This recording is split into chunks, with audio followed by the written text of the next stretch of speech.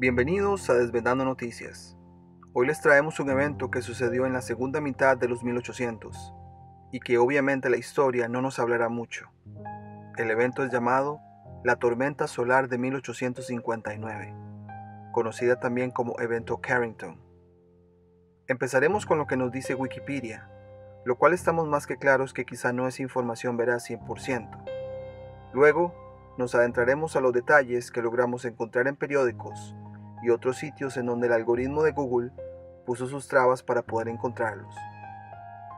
Según Wikipedia, esto se dice: en el año 1859 se produjo una gran eyección de masa coronal o llamarada solar.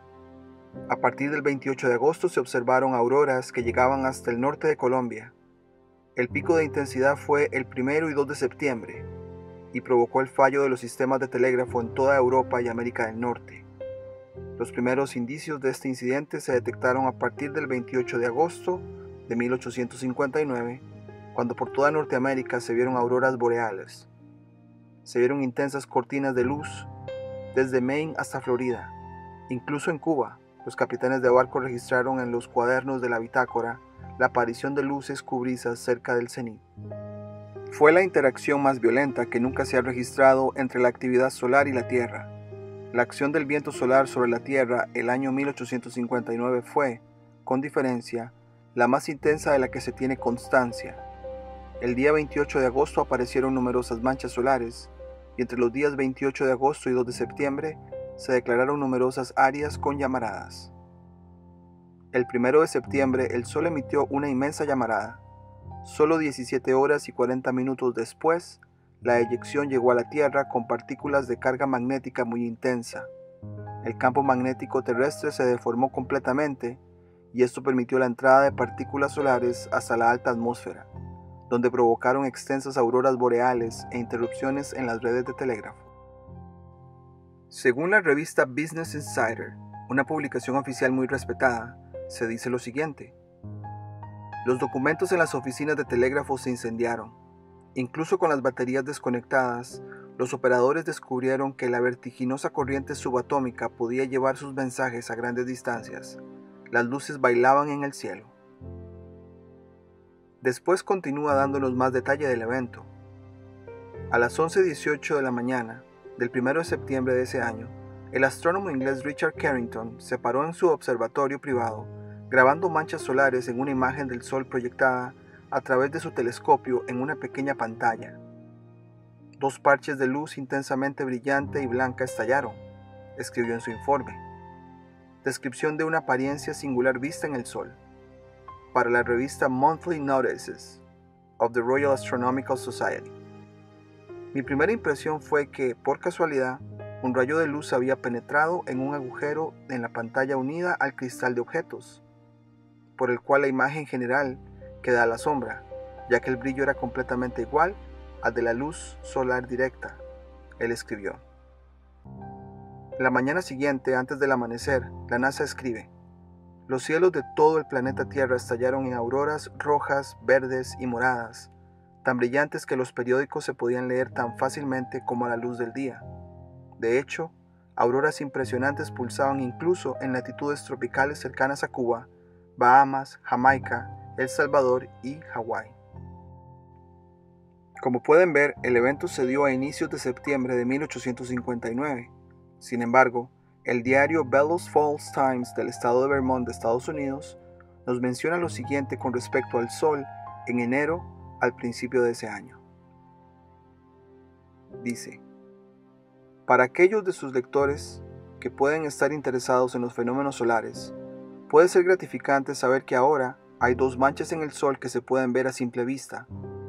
Las manchas están cerca una de la otra, son casi del mismo tamaño y están situadas cerca del centro del disco. No es frecuente que aparezcan manchas en el Sol de tamaño suficiente para estar sin la ayuda de un poder de aumento moderado. Creo que ninguna de esta clase ha aparecido desde marzo de 1836. Luego, la mancha tenía más de 96.000 kilómetros de diámetro. Como no se puede ver un lugar a simple vista que tenga menos de 80.000 kilómetros de diámetro, considero que cada una de estas tiene al menos esa cantidad. Es probable que estos puntos permanezcan a la vista unos 8 o 10 días al menos. Pueden ser vistos por personas de buena vista mediante el uso de un pedazo de vidrio polarizado. Según la observación general de tales fenómenos, es probable que nos visiten con una cantidad inusual de tormentas eléctricas, vientos fuertes, huracanes, etc., durante los meses de invierno y primavera.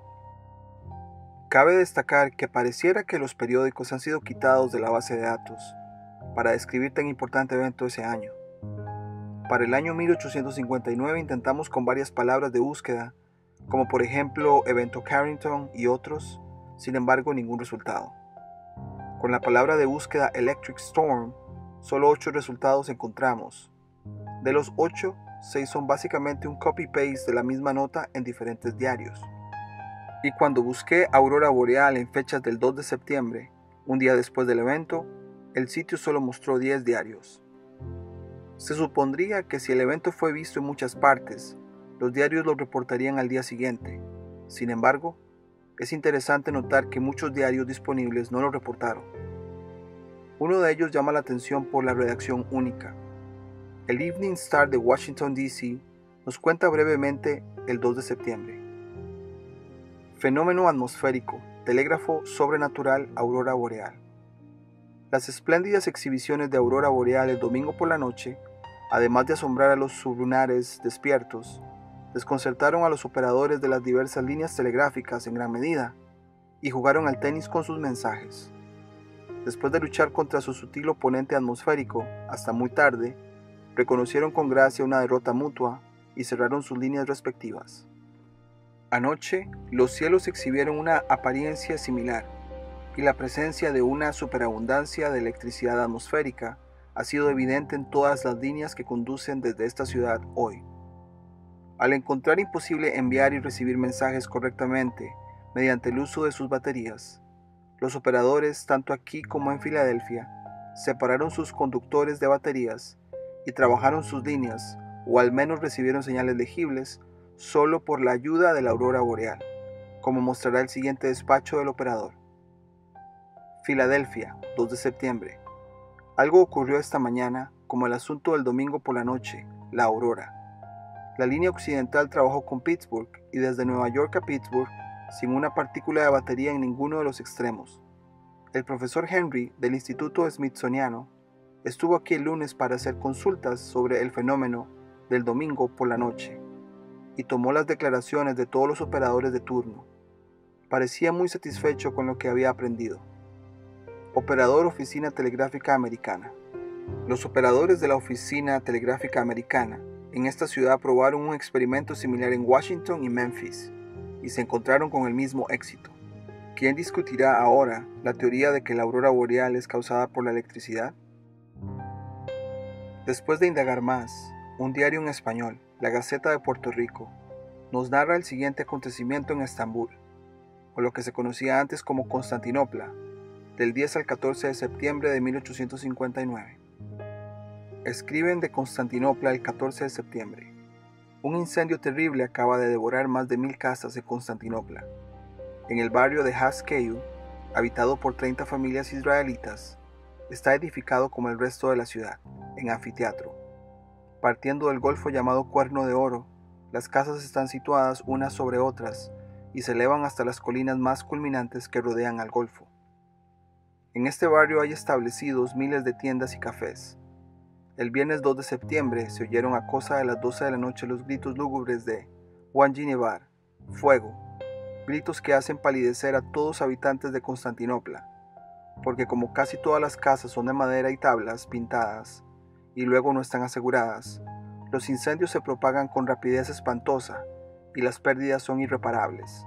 A pesar de la gravedad de este siniestro, felicitábanse de haber dominado el elemento destructor, cuando al siguiente día, también a medianoche, volvió a oírse el grito de Janjinevar.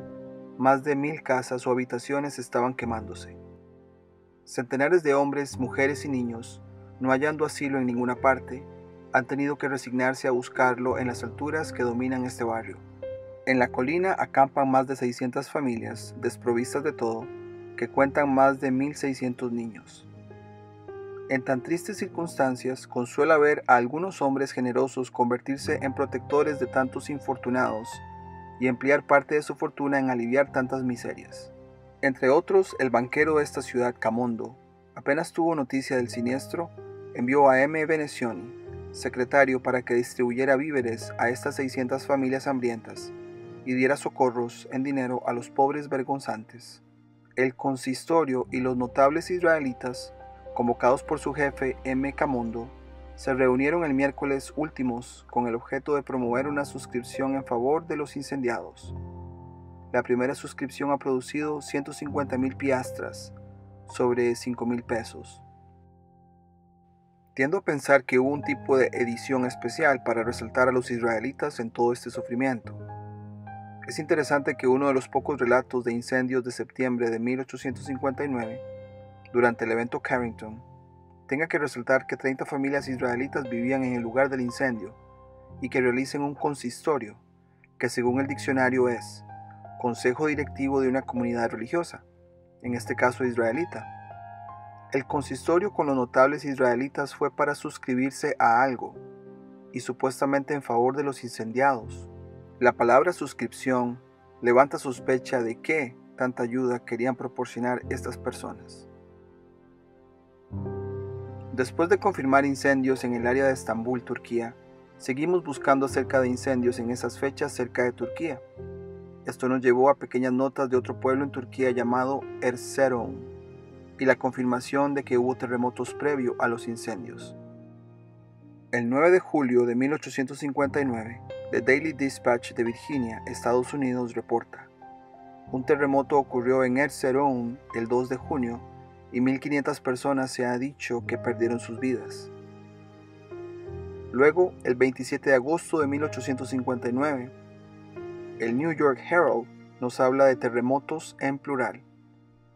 Los periódicos de Constantinopla anuncian la destrucción total de la ciudad Erzurum por terremotos.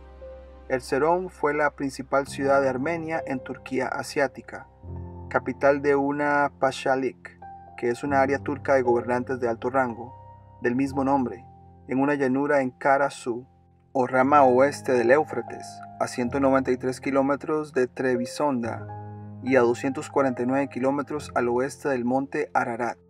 Y luego, el 29 de octubre de 1859, el Clamor Público de Los Ángeles, California, diario en español, nos dice: Erzurum, un pueblo de la Turquía que fue recientemente medio destruido por un temblor, ha sido visitado por un incendio y enteramente destruido.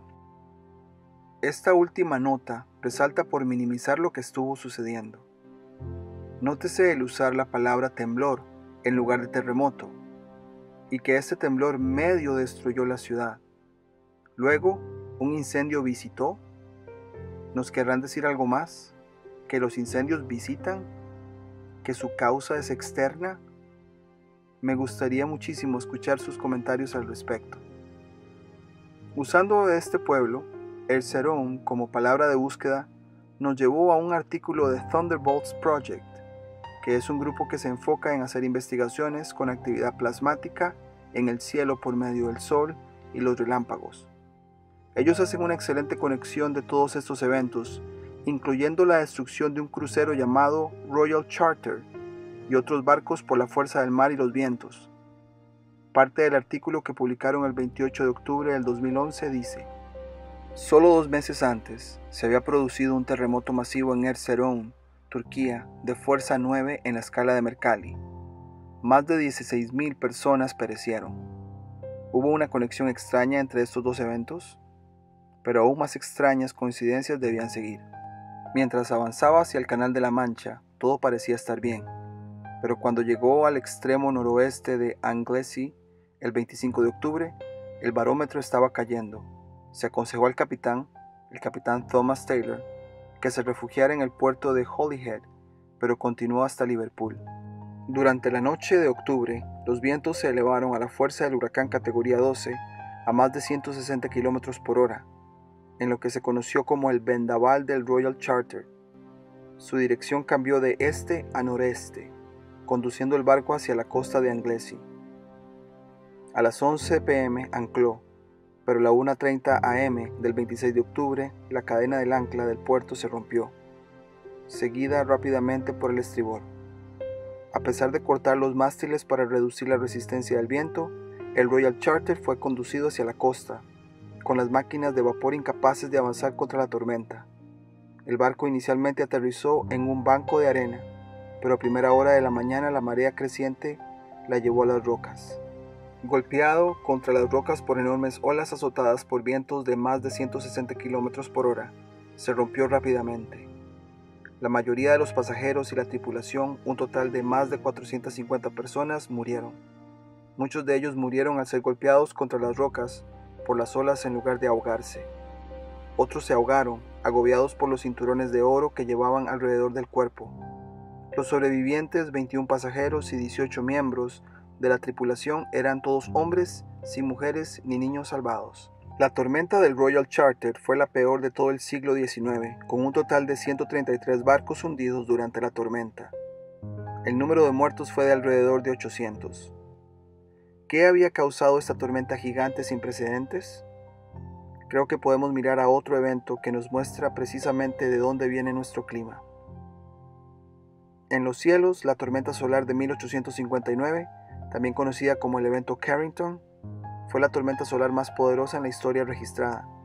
Richard Carrington dibujó su magnitud mientras observaba los destellos brillantes de una llamarada solar en la superficie del Sol.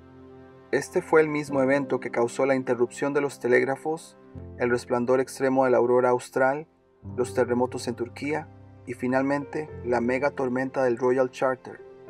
Probablemente la radiación del sincrotón se derramó sobre la Tierra. Las observaciones de Temple llegaron poco después, cuando dibujó una enorme eyección de masa coronal, CME en inglés, con su terrible cuerpo floreciendo hasta el ancho del Sol mismo, durante un eclipse solar unos meses más tarde. La conexión electromagnética con el Sol controla nuestro clima, no a la humanidad con su impacto imaginado. Un fenómeno más ocurrió, que es dolorosamente coincidente y desconcierta a la ciencia moderna. La epidemia mundial de gripe de 1859 fue una de las peores de la historia, causando 500,000 de muertes, según Duffy J. Louisiana University Press. ¿Podrían las erupciones solares y la radiación sincrotón de la eyección de masa coronal estimular el crecimiento viral? Pese a que los miembros de Thunderbolts Project hacen un trabajo impecable en conectar todos estos eventos, hay un evento que dejaron por fuera que creo importante: una erupción volcánica. En 1859 hubo una de las erupciones más largas de la historia. Según el sitio oficial de la Agencia de Geología de Estados Unidos se dice de este evento: la erupción de Mauna Loa en 1859 comenzó en la noche del 23 de enero.